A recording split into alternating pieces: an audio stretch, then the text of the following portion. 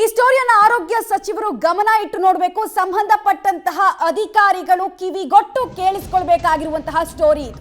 ಈ ಸ್ಟೋರಿಯಲ್ಲಿ ಮಾನವೀಯತೆ ಅನ್ನೋದು ಹೇಗೆ ಮರೆಯಾಗಿದೆ ಇಲ್ಲಿನ ಕೆಲವು ಸಿಬ್ಬಂದಿಗಳಲ್ಲಿ ಅನ್ನೋದನ್ನ ನಾವು ತೋರಿಸ್ತಾ ಹೋಗ್ತೀವಿ, ಹೇಳ್ತಾ ಹೋಗ್ತೀವಿ.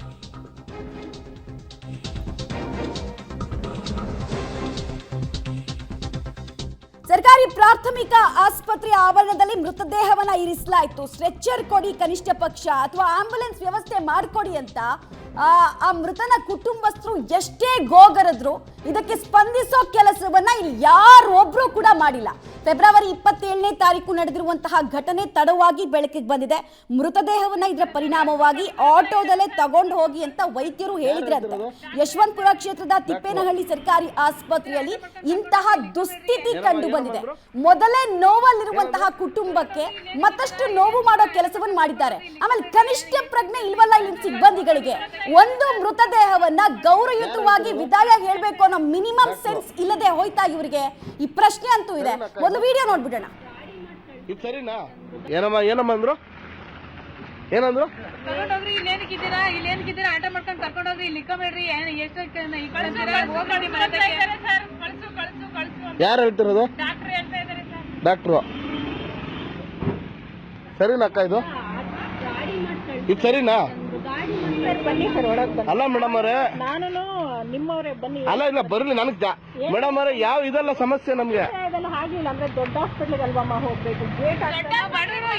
ಮೇಡಮ್ ಈಗ ಇರಮ್ಮ, ನಿಮ್ಗಲ್ಲಿ ಬರೋಷ್ಟಲ್ಲಿ ತೀರೋದ್ರು, ಇಲ್ಲಿಗೆ ಬಾಗ್ಲಿಗೆ ಬರೋಷ್ಟಲ್ಲಿ ತೀರೋದ್ರು. ಇಲ್ಲಿ ಕೇಳಿ, ಬಾಗ್ಲಿಗೆ ಬರೋಷ್ಟಲ್ಲಿ ತೀರೋದ್ರು. ನಿಮ್ಮಲ್ಲಿ ಬೆಡ್ಡಿನ ವ್ಯವಸ್ಥೆ ಇಲ್ವಾ? ಇಲ್ಲಿ ಕೇಳಿ, ಟೈಮ್ ಎಷ್ಟಿಲ್ಲ ಮೇಡಮ್? ರಾಜ್ಯ ಸಮ್ಮೇಳನ ಮೇಡಮ್, ರಾಜ್ಯ ಸಮ್ಮೇಳನಕ್ಕಿಂತ ಒಂದು ಜೀವ ಹೆಚ್ಚು ಹೌದಾ ಇಲ್ವಾ? ಜೀವ ಹೆಚ್ಚು ಸರ್. ಇವರಿದ್ರು ಅವ್ರು ಹೇಳ್ತಾರಂತೆ ಇಲ್ಲಿಗೆ ಯಾಕೆ ಬಂದಿದ್ದೀರಾ ಅಂತ ಕೇಳ್ತಾರಂತೆ. ಏನರ್ಥ? ಸರ್ ಗಂಡಸರು ಯಾರು ಇಲ್ಲ ಸರ್ ಇವತ್ತೆಲ್ಲ. ನಿಮ್ ಮತ್ತೆ ಹಾಸ್ಪಿಟಲ್ ಗಂಡಸರಲ್ಲ ಅವರು? 3 ಜನ ಇದಾರೆ, ಇವ್ರೆ 3 ಜನ ಇದಾರೆ. ಜಸ್ಟ್ ಒಂದು ಟ್ರಾಲಿ ಕೊಡದಿರ ಅಷ್ಟು ಮಟ್ಟಿಗೆ ಅದ್ಗೆಟ್ಟಿದೆ ಅಂದ್ರೆ ನಿಮ್ಮ ಹಾಸ್ಪಿಟಲ್ ಏನರ್ಥ? ಏನ್ ಅರ್ಥ ಹೇಳಿ? ಅನ್ಎಕ್ಸ್ಪೆಕ್ಟೆಡ್ ಅಲ್ಲ, ಅನ್ಎಕ್ಸ್ಪೆಕ್ಟೆಡ್ ಮೇಡಮ್, ಸಾವು ಅನ್ಎಕ್ಸ್ಪೆಕ್ಟೆಡ್. ಅದು ಇನ್ಸ್ಟೆಂಟ್ ಅಂದ್ರೆ ಅನ್ಎಕ್ಸ್ಪೆಕ್ಟೆಡ್ ಆಗುತ್ತೆ.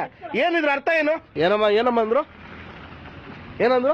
ಕರ್ಕೊಂಡೋಗ್ರಿ, ಇಲ್ಲೇನಕ್ಕಿದ್ದೀರಾ ಆಟ ಮಾಡ್ಕೊಂಡು ಕರ್ಕೊಂಡೋಗ್ರಿ, ಇಲ್ಲಿ ಇಕ್ಕಬೇಡ್ರಿ,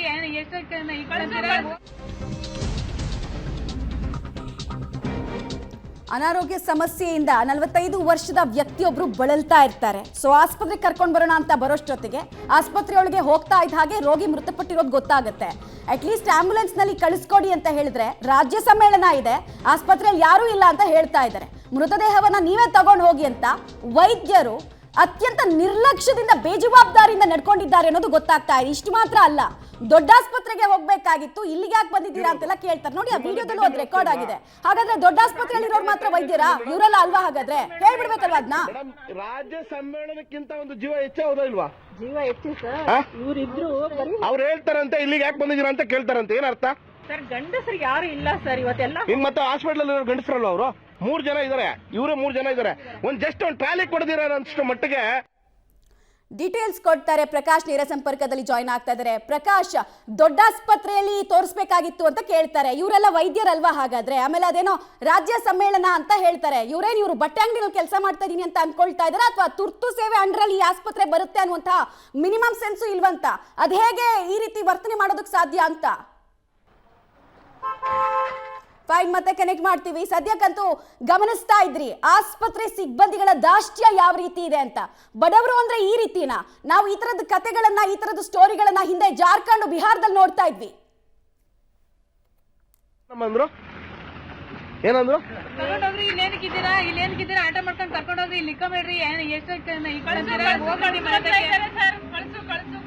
ಯಾರು ಹೇಳ್ತಿರೋದು? ಡಾಕ್ಟ್ರು. ಸರಿನಾ ಅಕ್ಕ? ಇದು ಸರಿನಾ? ಅಲ್ಲ ಮೇಡಮ್ ಅವರೇ, ನಿಮ್ಮವರೇ ಬನ್ನಿ. ಅಲ್ಲ ಇಲ್ಲ ಬರ್ಲಿ ನನಗ್ ಮೇಡಮ್ ಅವರೇ, ಯಾವ ಇದೆಲ್ಲ ಸಮಸ್ಯೆ ನಮ್ಗೆ? ಹಾಗಿಲ್ಲ ಅಂದ್ರೆ ದೊಡ್ಡ ಹಾಸ್ಪಿಟಲ್ ಅಲ್ವಮ್ಮ ಹೋಗ್ಬೇಕು. ಮೇಡಮ್ ಈಗ ಇರಮ್ಮ, ಡೀಟೇಲ್ಸ್ ಕೊಡ್ತಾರೆ, ಮತ್ತೆ ಸಂಪರ್ಕಕ್ಕೆ ಸಿಗ್ತಾ ಇದ್ದಾರೆ ಪ್ರಕಾಶ್, ನಾನು ಕೇಳ್ತಾ ಇದ್ದೆ, ಒಂದು ಮೃತದೇಹಕ್ಕೆ ಗೌರವಯುತವಾದಂತಹ ವಿದಾಯ ಕೊಡಬೇಕು ಅನ್ನೋ ಕನಿಷ್ಠ ಕಾಮನ್ ಸೆನ್ಸ್ ಇಲ್ವಾ ಇಲ್ಲಿ ಕೆಲಸ ಮಾಡೋರ್ಗೆ? ಹೇಗೆ ಅಂತ? ಫಸ್ಟ್ ಆಫ್ ಆಲ್ ಕರುಣೆನೇ ಇಲ್ಲ ಅನ್ನುವಂಥದ್ದು ಸ್ಪಷ್ಟವಾಗಿ ಗೊತ್ತಾಗ್ತಾ ಇದೆ. ಅವತ್ತು ತೀವ್ರ ಅನಾರೋಗ್ಯಕ್ಕೆ ಒಳಗಾಗಿ ಆ ರೋಗಿಯನ್ನ ಪಕ್ಕದಲ್ಲೇ ಇರುವಂತಹ ಈ ಒಂದು ಆಸ್ಪತ್ರೆಗೆ ಕರ್ಕೊಂಡು ಬರ್ತಾರೆ. ಆವತ್ತಿನ ದೃಶ್ಯಾವಳಿಗಳು ಎಲ್ಲೆಲ್ಲಿ ಏನೇನು ಆಯ್ತು ಅನ್ನುವಂಥದ್ದನ್ನು ತೋರಿಸ್ತೇನೆ ಮಮತಾ. ಇದೇ ಹಾಸ್ಪಿಟಲು, ಇದು ತಿಪ್ಪೇನಹಳ್ಳಿ ನಗರ ಪ್ರಾಥಮಿಕ ಆರೋಗ್ಯ ಕೇಂದ್ರ ಇದು. ಸೊ ಈ ಹಾಸ್ಪಿಟಲ್ಗೆ ಎಮರ್ಜೆನ್ಸಿ ಅಂತ ಹೇಳಿ ಇಲ್ಲಿಗೆ ಕರ್ಕೊಂಡು ಬರ್ತಾರೆ, ಆದ್ರೆ ತುರ್ತಾಗಿ ಚಿಕಿತ್ಸೆಯನ್ನ ಕೊಡೋದಿಲ್ಲ. ಸೊ ಹಾಸ್ಪಿಟಲ್ನ ಒಳಭಾಗಕ್ಕೆ ಹೋಗ್ತಾ ಇದ್ದ ಹಾಗೆ ಉಸಿರು ಬಿಡ್ತಾರೆ. ಕೂಡಲೇ ಆ ಒಂದು ಮೃತದೇಹವನ್ನ ಹೊರಗಡೆ ಕರ್ಕೊಂಡು ಹೋಗಿ ಅಂತಾರೆ, ಏನು ತಾಕೀತು ಮಾಡ್ತಾರೆ. ಇಲ್ಲಿನ ಫುಟ್ಪಾತ್ ಮೇಲೆ ಆ ಒಂದು ಮೃತದೇಹವನ್ನ ಇಡ್ತಾರೆ. ಇಲ್ಲಿಂದ ಆಂಬುಲೆನ್ಸ್ ಅನ್ನ ಕೂಡ ಕಳಿಸ್ಕೊಡೋದಿಲ್ಲ. ಫುಟ್ಪಾತ್ ನಲ್ಲೇ ಸುಮಾರು ಅರ್ಧ ಗಂಟೆಗೂ ಕೂಡ ಹೆಚ್ಚಿನ ಕಾಲ ಇಲ್ಲಿ ಮೃತದೇಹವನ್ನ ಇಡ್ತಾರೆ. ಜೊತೆಗೆ ಸ್ಥಳೀಯರು ನೋಡಿದಂಥವ್ರು ಕೂಡ ಇದ್ದಾರೆ. ಅವರು ಕೂಡ ಈ ಒಂದು ಘಟನೆ ಬಗ್ಗೆ ಆಕ್ರೋಶವನ್ನ ಕೂಡ ಹೊರಹಾಕ್ತಾ ಇದ್ರು. ಪ್ರಮುಖವಾಗಿ ಆಸ್ಪತ್ರೆಯ ಸಿಬ್ಬಂದಿಗಳಿಗೆ ಆ ಮಾನವೀಯತೆ ಅನ್ನುವಂಥದ್ದೇ ಇರಲಿಲ್ಲ. ಈ ಭಾಗದ ಹಳ್ಳಿಯ ಭಾಗದಲ್ಲಿ ಇದೊಂದೇ ಹಾಸ್ಪಿಟಲ್ ಇರೋದ್ರಿಂದಾಗಿ ಏನೇ ಹೆಚ್ಚು ಕಡಿಮೆ ಆದ್ರೂ ಕೂಡ ಈ ಒಂದು ಹಾಸ್ಪಿಟಲ್ಗೆನೆ ಬರಬೇಕು. ಆದ್ರೆ ಕನಿಷ್ಠ ಮಾನವೀಯತೆಯನ್ನೇ ಮರೆತು ವೈದ್ಯರು ಈ ರೀತಿಯ ವರ್ತನೆಯನ್ನ ಕೂಡ ತೋರಿರೋದು. ಸೊ ಈ ಬಗ್ಗೆ ಸ್ಪಷ್ಟೀಕರಣವನ್ನ ಕೊಡೋದಕ್ಕೆ ವೈದ್ಯರನ್ನ ಕೂಡ ಸಂಪರ್ಕ ಮಾಡ್ತೇನೆ. ಬಹುಶಃ ಅವ್ರಿಗೂ ಕೂಡ ಈ ವಿಚಾರ ಗೊತ್ತಿದೆ, ಆದ್ರೆ ಈ ಹಿಂದೆ ಕೂಡ ಇಂಥದ್ದೇ ಘಟನೆಗಳಾಗಿದ್ದು ಯಾವುದು ಕೂಡ ತಲೆ ಕೆಡಿಸ್ಕೊಂಡಿರ್ಲಿಲ್ಲ. ಅಮ್ಮ ಹೇಳಿ, ಈಗ 2 ದಿನಗಳ ಹಿಂದೆ ಮೃತದೇಹವನ್ನ ಫುಟ್ಪಾತ್ ಮೇಲೆ ಹಾಕಿದ್ರು. ಸರ್ ಖಂಡಿತ ಫುಟ್ಪಾತ್ ಮೇಲೆ ನಾವು ಹಾಕಿಲ್ಲ, ಅವರು ಮುಂಚೆನೆ ಬಂದು ಮಲಗಿದ್ರು ಸರ್ ಅಲ್ಲಿ. ನಾನು ಬಂದಿದ ತಕ್ಷಣ ಬಾಗಿಲು ತೆಗ್ದಿದ ತಕ್ಷಣ ಕೇಳಿದೆ. ಅಲ್ಲ, ಹಾಸ್ಪಿಟಲ್ಗೆ ಬಂದ್ರು ಕೂಡ ಟ್ರೀಟ್ಮೆಂಟ್ ಕೊಡೋದಕ್ಕೆ ಸಮ್ಮೇಳನ ಇದೆ ಅಂತಾರೆ. ಟ್ರೀಟ್ಮೆಂಟ್ ಕೊಡೋದಕ್ಕೆ ಬಾಗಿಲು ತೆಗಿಯೋದಕ್ಕೂ ಮುಂಚೆನೆ ಅದು ಡೆತ್ ಆಗಿತ್ತು ಸರ್. 7 ಗಂಟೆಗೆ ಡೆತ್ ಆಗಿತ್ತು. ನಾನು ಅವ್ರನ್ನ ಕೇಳ್ದೆ. ನಾನು ಅಲ್ಲ, ಅಟ್ಲೀಸ್ಟ್ ಇಲ್ಲಿ ಬಂದಿದ ತಕ್ಷಣ ಡೆತ್ ಆಯ್ತು ಅಂತ ಹೇಳಿದ್ರು ಕೂಡ ಅಟ್ಲೀಸ್ಟ್ ಆ ಮೃತದೇಹವನ್ನ ಸ್ಟ್ರೆಚರ್ ಅಲ್ಲಿ ಏನೋ ಹಾಕೋದು ಅಥವಾ ಎಲ್ಲಾದ್ರೂ ಶಿಫ್ಟ್ ಮಾಡ್ಲಿಕ್ಕೆ ಆಂಬುಲೆನ್ಸ್ ವ್ಯವಸ್ಥೆ ಆ ಕನಿಷ್ಠ ಸೇವೆ ಆದ್ರೂ ನಾವೇ ಮಾಡ್ಕೊಟ್ಟಿದ್ದು. ಆಂಬುಲೆನ್ಸ್ ವ್ಯವಸ್ಥೆ ಮಾಡ್ಕೊಟ್ಟಿದ್ದು ನಾವೇನೆ. ಅವರು ನಾವು ಊರಿಗೆ ತಗೊಂಡೋಗ್ತೀವಿ, ಇಲ್ಲಿಂದ ಊರಿಗೆ ತಗೊಂಡೋಗ್ತೀವಿ, ಏನಾದ್ರೂ ವ್ಯವಸ್ಥೆ ಮಾಡ್ಕೊಡಿಯಕ್ಕ ಅಂತ ಕೇಳಿದ್ರು. ಅದಕ್ಕೋಸ್ಕರ ನಾವು ಊರವರು ಬಂದು ಮೃತದೇಹವನ್ನ ಇಲ್ಲಿ ಯಾಕೆ ಇಟ್ಟಿದ್ದೀರಿ ಅಂತ ಪ್ರಶ್ನೆ ಮಾಡಿದಾಗ, ವಿಡಿಯೋ ಮಾಡಿದಾಗ ನಿಮ್ಗೆ ಎಚ್ಚರ ಆಯ್ತು. ಅಲ್ಲಿ ತನಕ ಏನು ಎಚ್ಚರ ಆಗ್ಲಿಲ್ಲ. ನಾನು ಮುಂಚೆನೆ ಮೇಡಮ್ಗೆ ಬಂದಿದ ತಕ್ಷಣ ನಾನು ಬಾಗಿಲು ತೆಗ್ದಿದ ತಕ್ಷಣ ನೋಡಿದೆ. ಯಾಕಮ್ಮ ಇಲ್ಲಿ ಮಲಗಿಸಿದೀರಾ ಅಂತಾನು ಕೇಳ್ದೆ ನಾನು ಅವ್ರನ್ನ. ಅಲ್ಲ, ಆ ವಿಡಿಯೋದಲ್ಲಿ ಹೇಳ್ತಾರೆ ವೈದ್ಯರು ತಪ್ಪ ಆಗಿದೆ ಅನ್ನುವಂಥದ್ದನ್ನ ಒಪ್ಕೊಂಡು ಇನ್ನೊಬ್ಬರನ್ನ ಬೈತಾರೆ, ಯಾಕೆ ನೀವು ಇಮಿಡಿಯೇಟ್ ಆಗಿ ತಗೊಳ್ಳಿಲ್ಲ ಅಂತ. ತಪ್ಪಾಗಿದೆ ಅಂತ ಹೇಳಿದ್ದೇನಂದ್ರೆ ಒಳಗೆ ಅದು ಶವನ ಒಳಗ್ ಎತ್ತಕ್ಕಾಗಿಲ್ಲ ಅನ್ನೋ ಒಂದು ಕಾರಣ ಹೇಳಿದ್ದಾರೆ ಹೊರತು ಅಟ್ಲೀಸ್ಟ್ ಒಂದು ಸ್ಟ್ರೆಚರ್ ಇರ್ಲಿಲ್ವಾ ಒಳಗಡೆ ಕರ್ಕೊಂಡು ಏನಾಯ್ತು ಏನಿಲ್ಲ ಅಂತ ವಿಚಾರಿಸುವಂತ ಸೌಜನ್ಯ ಇಲ್ವಾ? ಮೃತದೇಹವನ್ನ ಅಷ್ಟೊಂದು ಕನಿಷ್ಠ ಪಕ್ಷದಲ್ಲಿ ನೋಡೋದ? ಮೃತದೇಹ ಅಂದ್ರೆ ಸರ್ ಪ್ರಕಾಶ್ ಇದ್ರ ಜೊತೆ ಕೇಳಿ, ದೊಡ್ಡ ಆಸ್ಪತ್ರೆಗೆ ಕರ್ಕೊಂಡು ಹೋಗ್ಬೇಕು ಅಂತ ಹೇಳಿದ್ರಲ್ಲ, ಹಾಗಾದ್ರೆ ಇಲ್ಲಿರೋರು ವೈದ್ಯರಲ್ವಾ ಅಂತ ಕೇಳಿ. ಹಾಗೆ ಏನ್ ಮಾಡಕ್ಕಾಗತ್ತೆ ಸರ್? ನಾನು ಹಂಗಾದ್ರೂ ಅಕ್ಕಪಕ್ಕದವ್ರನ್ನ ಕರೆದೆ ಕೇಳಿದೆ. ನಮ್ಮಮ್ಮ ನೀವು ದೊಡ್ಡ ಹಾಸ್ಪಿಟಲ್ಗೆ ಕರ್ಕೊಂಡು ಹೋಗ್ಬೇಕು ಅಂತೀರಿ, ಹಾಗಿದ್ರೆ ಇದು ಹಾಸ್ಪಿಟಲ್ ಅಲ್ವಾ? ಇಲ್ಲಿ ಟ್ರೀಟ್ಮೆಂಟ್ ಕೊಡೋದಿಲ್ವಾ ಸರ್?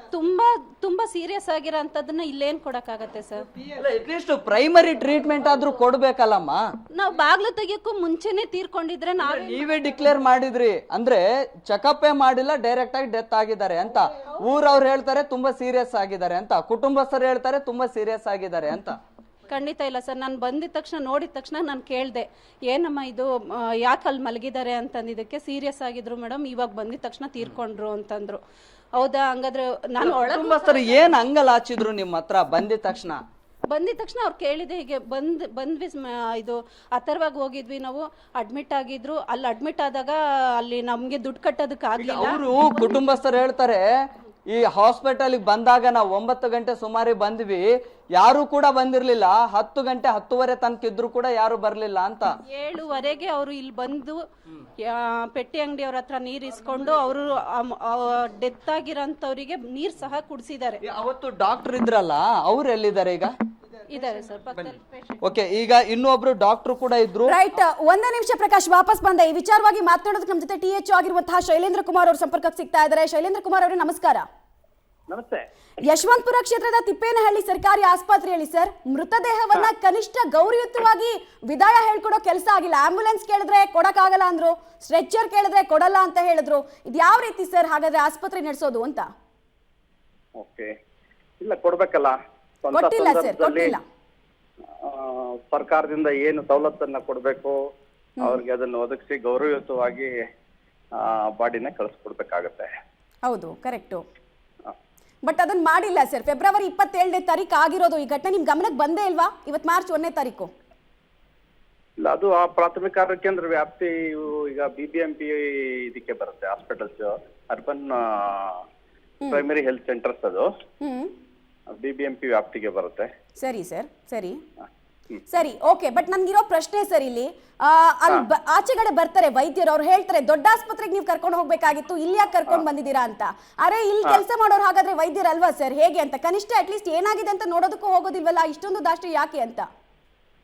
ಯಾವ್ದಾದ್ರು ಪೇಷಂಟ್ ಬಂದಾಗ, ಅದು ಎಮರ್ಜೆನ್ಸಿ ಇರಲಿ ಅಥವಾ ರೆಗ್ಯುಲರ್ ಪೇಷಂಟ್ ಇರಲಿ, ಮೊದಲು ಪ್ರಥಮ ಚಿಕಿತ್ಸೆ ಕೊಡ್ತಕ್ಕಂಥದ್ದು, ತುರ್ತಾಗಿ ಏನು ಆ ಸೆಂಟ್ರಲ್ಲಿ ಮಾಡಕ್ಕೆ ಸೌಲಭ್ಯ ಲಭ್ಯ ಇದೆ ಅದನ್ನ ಒದಗಿಸ್ಬಿಟ್ಟು ನಂತರ ಅಲ್ಲಿ ಸರ್ವಿಸಸ್ ಲಭ್ಯ ಇಲ್ಲ ಅಂದ್ರೆ ಹೆಚ್ಚಿನ ಚಿಕಿತ್ಸೆಗೆ ಮುಂದಿನ ಆಸ್ಪತ್ರೆಗೆ ಕಳಿಸ್ಬೋದು. ಅಂತ ಹೇಳಲಿಕ್ಕೆ ಆಗೋದಿಲ್ಲ. ಯಾವುದೇ ಪೇಷಂಟ್ ಬಂದು ನೋಡ್ತಕ್ಕಂಥದ್ದು ಅವರ ಆದ್ಯ ಕರ್ತವ್ಯ ಆಗಿರುತ್ತೆ. ರಾಜ್ಯ ಸಮ್ಮೇಳನ ಇದೆ ಇಲ್ಲಿ, ಸೊ ಹಿಂಗಾಗಿ ಸಿಬ್ಬಂದಿಗಳಿಲ್ಲ ಅಂತ ಹೇಳ್ತಾರೆ ಸರ್ ಇಲ್ಲಿ. ಇಲ್ಲ, ಅದು ತುರ್ತು ಸೇವೆಗಳನ್ನ ಅದೇ ನಂದು ಪ್ರಶ್ನೆ. ಸಿಬ್ಬಂದಿ ಬೇಕು ಅಷ್ಟನ್ನ ಇಟ್ಕೊಂಡು ಅವ್ರು ಕೆಲಸ ಮಾಡ್ಬೇಕಾಗುತ್ತೆ. ಆತರ ಹೇಳಿಕ್ ಬರೋದಿಲ್ಲ. ಸಮ್ಮೇಳನ ಇದೆ, ಅದಕ್ಕೆ ಹೋಗಂತ ಜನನೇ ಬೇರೆ ಅವರು ಡೆಸಿಗ್ನೇಟ್ ಮಾಡ್ಬೇಕು, ಲೋಕಲ್ ಮೆಡಿಕಲ್ ಆಫೀಸರ್.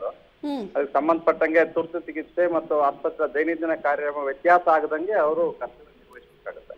ಮೇಲ್ನೋಟಕ್ಕೆ ಇಲ್ಲಿ ಆಸ್ಪತ್ರೆ ಸಿಬ್ಬಂದಿಗಳು ಹಾಗೂ ವೈದ್ಯರ ನಿರ್ಲಕ್ಷ್ಯ ಎದ್ದು ಕಾಣಿಸ್ತಾ ಇದೆ ಸರ್. ನಿಮ್ ಕಾರ್ಯವ್ಯಾಪ್ತಿಗೆ ಬರ್ಲಿಲ್ಲ ಅಂದ್ರೆ ಅಟ್ಲೀಸ್ಟ್ ನೀವು ಡೈರೆಕ್ಷನ್ ಕೊಡ್ಬೋದಲ್ಲ, ಕೊಡ್ತೀರಾ ಹೇಗೆ ಅಂತ? ತಾವೇನ್ ಹೇಳಿದ್ರಿ? ಡೈರೆಕ್ಷನ್? ಹೌದು ಸರ್. ನೀವು ಅಟ್ಲೀಸ್ಟ್ ಈ ರೀತಿ ತಪ್ಪಾಗಿದೆ ಅಂತ ಹೇಳಿ, ಈ ರೀತಿ ಬೇಜವಾಬ್ದಾರಿ ಆಗಿದೆ ಅಂತ ಹೇಳಿ ಸಂಬಂಧಪಟ್ಟವ್ರಿಗೆ ಅಟ್ಲೀಸ್ಟ್ ಸೂಚನೆ ಕೊಡ್ಬೋದಲ್ವಾ ಅಂತ. ಹೌದೌದು, ಅದೇನ್ ಮಾಡೋಣ. ನಮ್ಮ ಹಂತದಲ್ಲಿ ಏನು ಮಾಡ್ಲಿಕ್ಕೆ ಪ್ರಾವಿಷನ್ ಇದೆ ಅದನ್ನ ನಾವು ಅದನ್ನ ಹಿರಿಯ ಅಧಿಕಾರಿಗಳ ಗಮನಕ್ಕೆ ತರ್ತೀನಿ ವಿಚಾರ. ರೈಟ್. ಧನ್ಯವಾದ ಪಬ್ಲಿಕ್ ಟಿವಿ ಜೊತೆಗೆ ಮಾತಾಡಿದಕ್ಕೆ. ಇದು THO ಶೈಲೇಂದ್ರ ಕುಮಾರ್ ಅವರ ಮಾತಾಗ್ತಾ ಇದೆ. ಅವ್ರು ಹೇಳ್ತಾ ಇದ್ದಾರೆ ಸಂಬಂಧಪಟ್ಟವರ ಗಮನಕ್ಕೆ ತರ್ತೀನಿ ಅಂತ. ವಾಪಸ್ ಹೋಗ್ತೀನಿ ಪ್ರಕಾಶ್, ಲೇಟೆಸ್ಟ್ ಅಪ್ಡೇಟ್ ಏನ್ ಸಿಗ್ತಾ ಇದೆ ಸದ್ಯಕ್ಕೆ? THO ಅಂತೂ ಹೇಳ್ತಾ ಇದ್ರು ಹಿರಿಯರ ಗಮನಕ್ಕೆ ತರುವಂತಹ ಪ್ರಯತ್ನವನ್ನ ನಾವು ಮಾಡ್ತೀವಿ ಅಂತ. ಮಮತಾ, ಈಗಾಗಲೇ ಮೇಲಾಧಿಕಾರಿಗಳು ಕೂಡ ಇಲ್ಲಿನ ಹಾಸ್ಪಿಟಲ್ನ ವೈದ್ಯರನ್ನ ಸಂಪರ್ಕ ಮಾಡಿದ್ದಾರೆ. ಏನಾಯ್ತು ಅನ್ನುವಂತಹ ಘಟನೆಯ ವಿವರವನ್ನ ಕೂಡ ಕೇಳ್ತಾ ಇದ್ದಾರೆ. ಪಬ್ಲಿಕ್ ಟಿವಿ ಯಾವಾಗ ಈ ಒಂದು ಹಾಸ್ಪಿಟಲ್ಗೆ ಎಂಟ್ರಿ ಆಯ್ತೋ, ಯಾವಾಗ ಈ ಒಂದು ಘಟನೆ ಬಗ್ಗೆ ವರದಿಯನ್ನ ಪ್ರಸಾರ ಮಾಡ್ತೋ, ಆ ಸಂದರ್ಭದಲ್ಲಿ ವೈದ್ಯರು ಕೂಡ ಒಳಭಾಗಕ್ಕೆ ಹೋಗಿದ್ದಾರೆ. ಡೋರ್ ಅನ್ನ ಹಾಕೊಂಡು ಮೇಲಾಧಿಕಾರಿಗಳಿಗೆ ಸಮಜಾಯಿಷಿಯನ್ನ ಕೊಡುವಂತದ್ದು ಕೂಡ ಆಗ್ತಾ ಇದೆ. ಪ್ರಮುಖವಾಗಿ ಆ ರೋಗಿಯ ಸಂಬಂಧಿಕರು, ಕುಟುಂಬಸ್ಥರು ಬೆಳಿಗ್ಗೆನೆ ಬಂದಿದ್ದಾರೆ. ಅಟ್ಲೀಸ್ಟ್ ಅವರನ್ನ ವಿಚಾರಿಸುವಂತಹ ಕೆಲಸವನ್ನ ಕೂಡ ಮಾಡಿರ್ಲಿಲ್ಲ. ಇಲ್ಲಿಗೆ ಬಂದಂತ ಸಂದರ್ಭದಲ್ಲಿ ಅವರು ಮೊದಲೇ ಡೆತ್ ಆಗಿದ್ರು ಅನ್ನುವಂಥದ್ದನ್ನ ಇವರೇ ಡಿಕ್ಲೇರ್ ಮಾಡ್ತಾರೆ. ಸೊ ದೊಡ್ಡ ಹಾಸ್ಪಿಟಲ್ಗೆ ಹೋಗ್ಬೇಕು ಅಂತಾರೆ, ಮೊದಲೇ ಏನು ಡೆತ್ ಆಗಿತ್ತು ಅಂತ ಹೇಳ್ತಾರೆ, ಎಲ್ಲವೂ ಕೂಡ ಇವರೇ ಹೇಳ್ತಾರೆ. ಅಟ್ಲೀಸ್ಟ್ ಡೆತ್ ಆಗಿತ್ತು ಅನ್ನೋದಾಗಿದ್ರೆ ಇಂಥದ್ದು ಬರೋದಕ್ಕಿಂತ ಮುಂಚೆನೆ ಡೆತ್ ಆಗಿದೆ, ಸೊ ಇದನ್ನ ಫಾರ್ಮಾಲಿಟೀಸ್ ಹೀಗಿರುತ್ತೆ ಅನ್ನುವಂಥದ್ದನ್ನ ತಿಳಿಸಿ ಹೇಳಿಕೊಡ್ಬೇಕಾಗಿತ್ತು. ಅದು ಯಾವುದು ಕೂಡ ಮಾಡ್ಲಿಲ್ಲ. ಬೇಜವಾಬ್ದಾರಿತನ ಏನಿದೆ ಅದು ಎದ್ದು ಕಾಣಿಸ್ತಾ ಇದೆ ಆಸ್ಪತ್ರೆಯ ಇಲ್ಲಿನ ವೈದ್ಯರದ್ದು. ಮಮತಾ. ರೈಟ್. ಧನ್ಯವಾದ ಪ್ರಕಾಶ್ ತಮ್ಮ ಮಾಹಿತಿಗಾಗಿ. ಏನಂದ್ರು?